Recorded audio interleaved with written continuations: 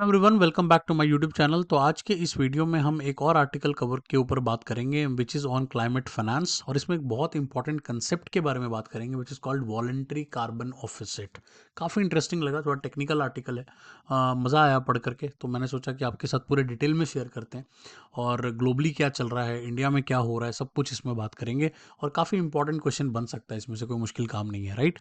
अगर आप मेरे टेलीग्राम को ज्वाइन करना चाहते हो तो लिंक आपके सामने है, स्किलिक्स के नाम से मेरा चैनल है, आप वो ज्वाइन कर सकते हो। और अगर आप मेरे नोट्स को एक्सेस करना चाहते हो जहाँ पर मैंने 500 प्लस पीडीएफ अपलोड कर दिए हैं, तो आप मेरे चैनल को ज्वाइन कर सकते हो। काफ़ी अफोर्डेबल प्लान है, काफ़ी हेल्प हो सकती है आपकी।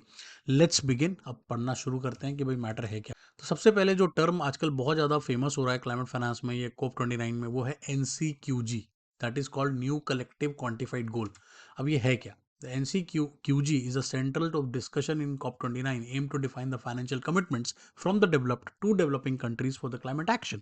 तो बेसिकली NCQG जो है, ये एक मुद्दा बना हुआ है अभी काफ़ी बड़ा डिस्कशन का COP29 में, कि भाई एग्जैक्टली हमें कमिटमेंट्स क्या करनी है, किसको करनी है, तो डेवलप्ड कंट्री को करनी है, किसके लिए करनी है, तो डेवलपिंग कंट्रीज के लिए करनी है, कि भाई क्लाइमेट को लेकर किस किस तरह के एक्शन होंगे, उसमें कितना फाइनेंशियल कमिटमेंट लगेगा, कितने पैसे कौन सी डेवलप्ड कंट्री देगी। यही है NCQG, इसी के ऊपर डिस्कशन बना हुआ है COP29 में। अब डिबेट किस चीज़ के ऊपर हो रहा है, पहले उसके ऊपर बात करते हैं। ये मैंने पिछले भी, जब मैंने क्लाइमेट फाइनेंस पढ़ाया था, वहाँ पे भी ये बात बताई थी। ये मुद्दा क्या है, डेवलपिंग नेशन क्या कह रहा है और डेवलप्ड क्या कह रहे हैं, दोनों को समझा देते हैं। और बहुत सिंपल है ये। डेवलपिंग नेशन कह रहा है कि भाई जो पैसा हमें डेवलप्ड कंट्री दे रहा है, वो हमें या तो पूरा ग्रांट के फॉर्म में दे, पूरी तरह से ग्रांट में, ग्रांट अगर मिलता है तो हमें वापस नहीं करना पड़ता, राइट। या फिर हमें एकदम कंसेशनल लोन्स दे, बिल्कुल लो इंटरेस्ट लोन पे हमें देगा, तो कहीं ना कहीं हम उसको क्लाइमेट में यूज कर सकते हैं, क्लाइमेट एफर्ट्स में उसको यूज कर सकते हैं। हमारे ऊपर फाइनेंशियल बर्डन नहीं बढ़ना चाहिए।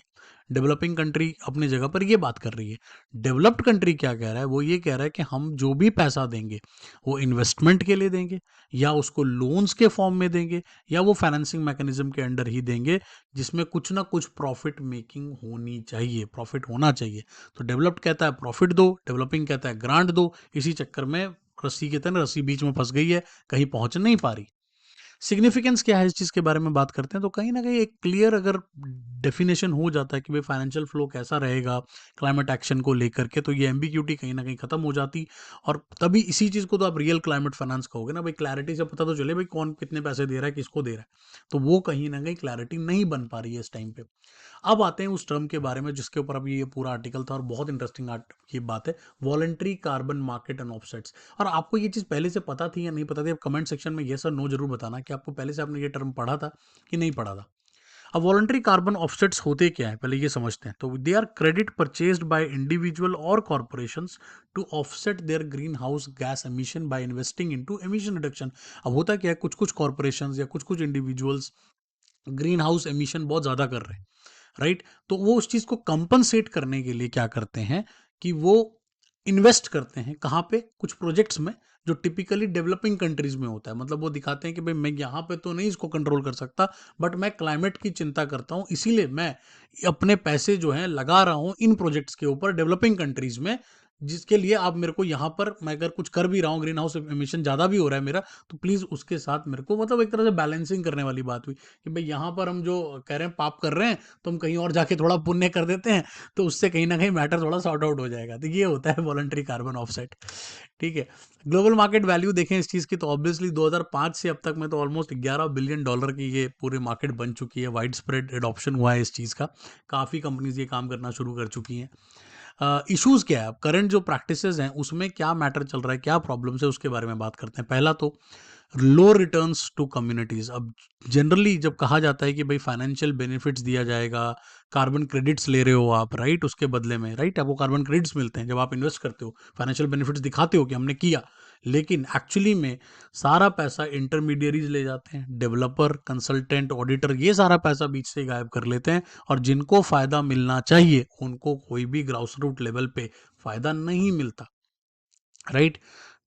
बहुत सारा काम होता है, कुक स्टोव्स के नाम पे, फॉरेस्टेशन प्रोजेक्ट के नाम पे, काफ़ी कुछ होता है, लेकिन आइडली देखा जाए तो उन कम्युनिटीज़ को कोई खास बेनिफिट नहीं मिलता, सारा बीच में ही गायब हो जाता है। लीकेज बहुत ज़्यादा है। दूसरी चीज़ यहाँ पे नज़र आता है वो है एक्सप्लॉयटेशन। जो पुअर कम्युनिटीज़ हैं, राइट, उनको कुछ पता ही नहीं है कि भाई क्या हो रहा है उनके साथ। और बेसिकली तो वो इतना, अगर देखा जाए, वो जो पुअर कम्युनिटीज़ हैं वो तो कार्बन में कुछ एमिट भी नहीं कर रहे, राइट? लेकिन फिर भी उनका एक्सप्लॉयटेशन होता है, एक सिस्टमैटिक एक्सप्लॉयटेशन आप कह सकते हो उन वनरेबल पॉपुलेशन का, कि जिन्होंने कोई डिकार्बोनाइजेशन नहीं की है, राइट? उनको पता भी नहीं है उनके साथ क्या हो रहा है। तो इट इज़ वेरी इंपॉर्टेंट कि जो करंट प्रैक्टिसेस है उसमें तो काफ़ी सारे इश्यूज नज़र आते हैं। कुछ एग्जांपल्स भी देखते हैं, जैसे मान लो ये पेरिस ओलंपिक्स का, पेरिस ओलंपिक्स ने अपने आप को प्रमोट किया था कैसे, लोएस्ट कार्बन एमिटिंग ओलंपिक्स हम होने वाले हैं।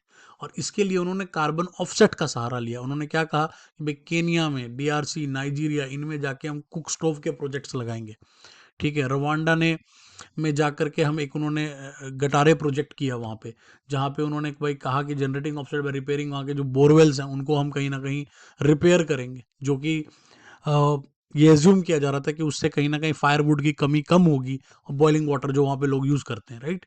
तो इस तरह की चीज़ें कही गई, प्रमोट किया गया उस चीज़ को इस तरह से। बट इसमें जो फ्लॉ देखा जाए वो क्या हुआ, फिर से वही इंटरमीडियरीज बीच से पैसा ले गए, मिनिमम फाइनेंशियल सपोर्ट रहा उन कम्युनिटीज़ को, इसके एजम्पशंस बिल्कुल फ्लॉड थे कि भाई ऐसा कर देंगे वैसा कर देंगे, बट ऐसा कुछ हुआ नहीं ग्राउंड लेवल पे। फ्रॉड बहुत हाई है। गार्जियन और वॉशिंगटन पोस्ट ने तो क्लियरली इन्वेस्टिगेट करके कहा भाई 90% जो वॉलंटरी ऑफसेट्स हो रहे हैं वो कंप्लीटली फ्रॉडलेंट है, वहाँ पे कुछ भी नो रियल एमिशन रिडक्शन होता है। वो यहाँ पे भी एमिशन रिडक्शन कर रहे हैं और वहाँ पे भी जो प्रॉमिस करते हैं वहाँ पे भी कुछ जाकर नहीं होता, ठीक है? तो क्रेडिट्स जनरली जो जनरेट होते हैं वो पूरी तरह से डिकार्बोनाइजेशन के एफर्ट्स के नाम पर होते हैं, बट एक्चुअली वहाँ पे कुछ नहीं होता है, just a fraud. Proposed reforms क्या क्या कहा जा रहा है, इसमें क्या क्या चीज़ें चेंजेस की बात की जा रही है, उसके बारे में बात करते हैं। पहली चीज़ जो इंपॉर्टेंट है वो ये है कि देखो, मेथड में कोई प्रॉब्लम नहीं है। वॉलंटरी ऑफसेट का जो मेथड है that is a good method, that is not a bad method.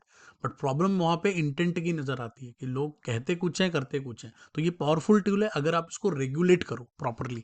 और आप कैसे कर सकते हैं उसके बारे में बात करते हैं। तो पहला तो की रिकमेंडेशन में सबसे पहली चीज सजेस्ट की गई है वो है इक्विटी बेस्ड मैकेनिज्म होना चाहिए, एक fair distribution of financial benefits होना चाहिए, ताकि जो मिडिल मैन है वो कहीं ना कहीं बीच से थोड़ा उनको एलिमिनेट भी करना जरूरी है, कि वो बहुत जरूरी है।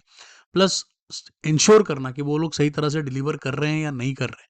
The government has to oversee this. Government को कहीं ना कहीं इसमें इन्वॉल्व होकर के मार्केट को प्रोटेक्ट करना है, कम्युनिटी को प्रोटेक्ट करना ज़रूरी है कि भाई जो कमिटमेंट हुई वो पूरी हुई या नहीं हुई।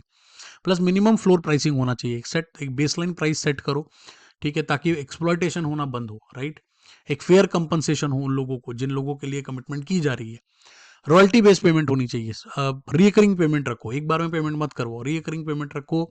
जिस हिसाब से रिडक्शन कम होगा उसी हिसाब से फिर आपको ऑफसेट दिया जाएगा, वरना नहीं नहीं दिया जाएगा। अब एक बार में नहीं मिल जाएगा आपको सारा, आप तो जैसे जैसे दिखाओगे एमिशन उसके हिसाब से आपको फिर मिलेगा। इन्वायरमेंटल फाइनेंसिंग ट्रेनिंग बहुत ज़रूरी है, कहीं ना कहीं इमिशन कैसे घटाया जा सकता है, कैसे उसको यूज़ किया जा सकता है, उसकी फाइनेंशियल वैल्यू कैसे कैलकुलेट की जाती है, वो सब कुछ भी सिखाना बहुत ज़रूरी है। तो ये सब कुछ रिकमेंडेशन में है हमारे वॉलंटरी कार्बन मार्केट्स के लिए। गवर्नमेंट का रोल क्या है? गवर्नमेंट का रोल है ट्रांसपेरेंसी लाना, रेगुलेट करना और फ्रॉड से सिस्टम को बचाना। इंडिया का रोल क्या है? इंडिया कहाँ स्टैंड करता है इस कार्बन मार्केट में, उसकी बात करते हैं। Obviously India is incorporate in carbon offsets with its voluntary baseline and credit market framework. India भी कहीं ना कहीं कार्बन ऑफसेट्स का पार्ट है, क्योंकि वो डेवलपिंग कंट्री है। तो यहाँ पर भी लोग इन्वेस्ट कर सकते हैं, करते हैं, टू शो दैट कि भाई उन्होंने कुछ ना कुछ वॉलंटरी कॉन्ट्रीब्यूशन किया है। This provides an opportunity. यहीं पर इंडिया की अपॉर्चुनिटी छुपी हुई है, क्योंकि ज़्यादातर जो ये देश है, केनिया है, नाइजीरिया, यहाँ पे कुछ रेगुलेशंस नहीं है, लेकिन इंडिया ये काम कर सकता है। इंडिया चाहे तो वो एक स्ट्रक्चर्ड रेगुलेशन बना सकता है, जिससे वहां पर एक क्लियरली अपॉर्चुनिटी दिखती है। की चैलेंजेस यहाँ पे क्या है? तो obviously Indian companies dominate the offset creation business. Indian companies ही तो मेजॉरिटी ऑफसेट क्रिएटिंग बिजनेस में अगर देखा जाए डोमिनेट करती है विदाउट इफेक्टिव मॉनिटरिंग। लेकिन प्रॉब्लम क्या है? उनकी मॉनिटरिंग नहीं होती, उनकी ग्रास रूट कम्युनिटीज को जितनी हेल्प वो कहते हैं उतनी मिलती नहीं है। और पोटेंशियल इम्पैक्ट हमें अगर करना है तो इंडिया डेफिनेटली यहाँ पे लीड बाय एग्जाम्पल कर सकता है, अगर वो एक प्रॉपरली ट्रांसपेरेंट और इक्विटेबल कार्बन मार्केट्स को डेवलप करता है तो। So thanks for watching. I hope कि आपको ये पूरा कंसेप्ट समझ में आ गया कि ये क्या होता है। क्लाइमेट फाइनेंस का ये आर्टिकल था, बहुत ही इंपॉर्टेंट टॉपिक मुझे लगता है ESI के परस्पेक्टिव से। इस पे एसेस भी आते हैं, इस पे क्वेश्चंस भी आते हैं। Thank you so much. अगले वीडियो में फिर मुलाकात होगी। अगर आप मेरे इस कंटेंट को और मेरी सीरीज को पसंद कर रहे हैं तो लाइक, शेयर और सब्सक्राइब जरूर करना भाई। सब्सक्राइब बहुत कम लोग करते हैं। Thank you.